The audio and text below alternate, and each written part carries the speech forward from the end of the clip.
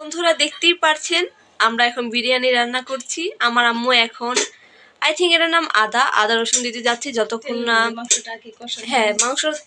এর আগে আপনারা দেখতে পারছেন মাংসটা কষানো হয়ে গিয়েছে।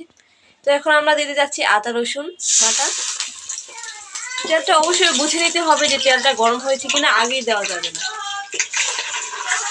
এখন এটা কষিয়ে নিতে হবে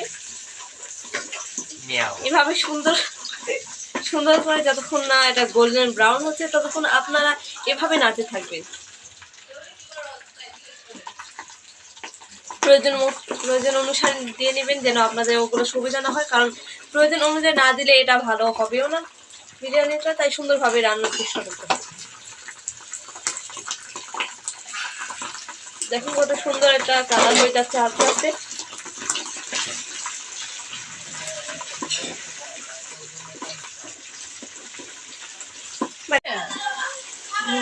আদাটা কষাইতেছি,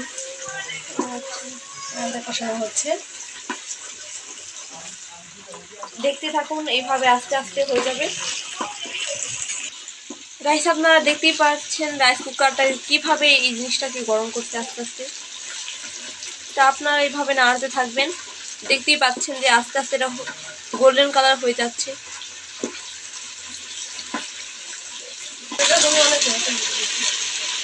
গায়ে এরকম কিন্তু তেল ছিটে আসছে, আমার হাতে কিছুখানি লেগে গিয়েছে, আমার মানে হাতটা অনেক জ্বলতে যাচ্ছে, কারণ আমি কখনো রান্না করি না, তো আম্মু রান্না করি, আমি জাস্ট হেল্প করি মাঝে মধ্যে, আমি চেষ্টা করি সবসময়। এখন এরপর আমরা দিয়ে নিব যে চালগুলো আমরা পোলার চালগুলো আমরা ধুয়ে রাখছিলাম, যাই হোক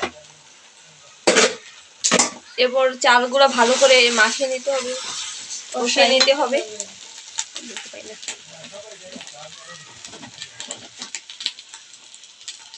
এরপর আমরা দিয়ে নেব প্রয়োজন মতন লবণ।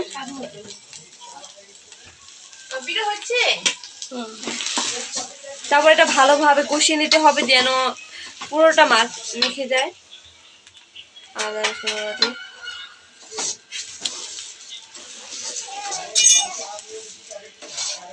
গাইস অবশ্যই আমাদের রান্নাটা পছন্দ হলে অবশ্যই লাইক দিবেন এবং শেয়ার করবেন যেন আমরা পরবর্তীতে আপনাদের এমনই সুন্দর সুন্দর ভিডিও দিতে পারি। আমরা প্রয়োজনে চেষ্টা করব যেন আপনাদের কিছু আমাদের এই ভিডিও দ্বারা জানে আপনারা কিছু প্রয়োজন অনুসারে ব্যবহার করতে পারেন এবং নিজের জীবনে কাজে লাগাতে পারেন। এভাবে আস্তে আস্তে দেখতে পাচ্ছেন যে আমরা কিভাবে এটা পুরোটা মিশিয়ে নিচ্ছি, কেন এটা ভালো করে মিশানো আপনারা নিশ্চয়ই জানেন যে এটা মিশানো অবশ্যই প্রয়োজন, আমার তেমন কিছু বলার কিছু নাই।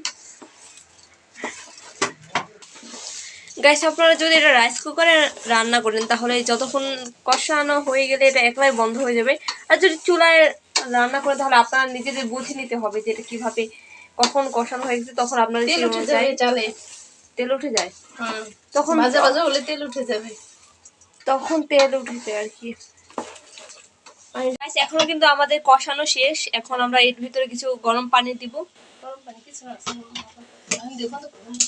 দেখতে পাচ্ছেন কষানো হয়ে গিয়েছে, এখন আম্মু স্বাদ অনুযায়ী পানি দিবে, পরিমাণ অনুযায়ী পানি দিবে। আমিও তার সাথে বলতে ভালো পারি না, কারণ আমি তো রান্না করি না, তো আমি সেরকম ভালো বলতেও পারি না। যদি ভুল হয় আপনারা অবশ্যই তার জন্য ক্ষমা করে দিবেন, তার জন্য আমি অবশ্যই সরি। এখন আমরা ঢেকে দিব,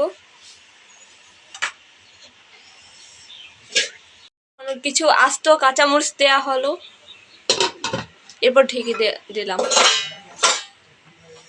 তারপর কিছুক্ষণ আমরা অপেক্ষা করব, ঢেকে রেখে দিবেন।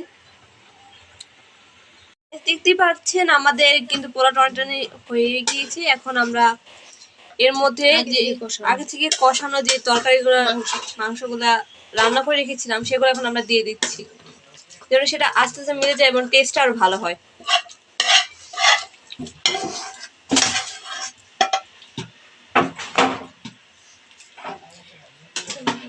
মাংসগুলা দেখতেই অনেক সুন্দর, আপনারা দেখতেই পাচ্ছেন যেগুলা দেখতে অনেক সুন্দর আবার খেতে অনেক ভালো হবে।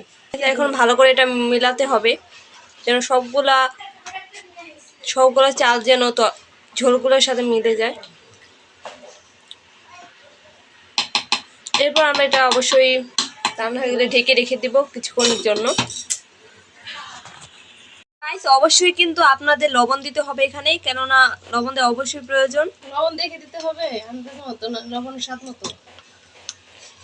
লবণ স্বাদ বেশি মতো দিতে দিতে হবে, স্বাদ অনুযায়ী অবশ্যই দিতে হবে। লবণ বেশি দিলে তো আর খাওয়া যাবে না, তাই না? আবার কম দিলেও তো ভালো হবে না।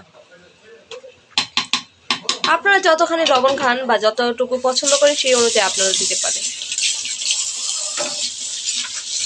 ভালো করে পুরা হয়ে গেছে। গাইস দেখতেই পারছেন আমাদের বিরিয়ানি কিন্তু রান্না হয়ে গিয়েছে প্রায়। আপনাদের আমি খুলে দেখাচ্ছি, দেখেন হয়েই গিয়েছে।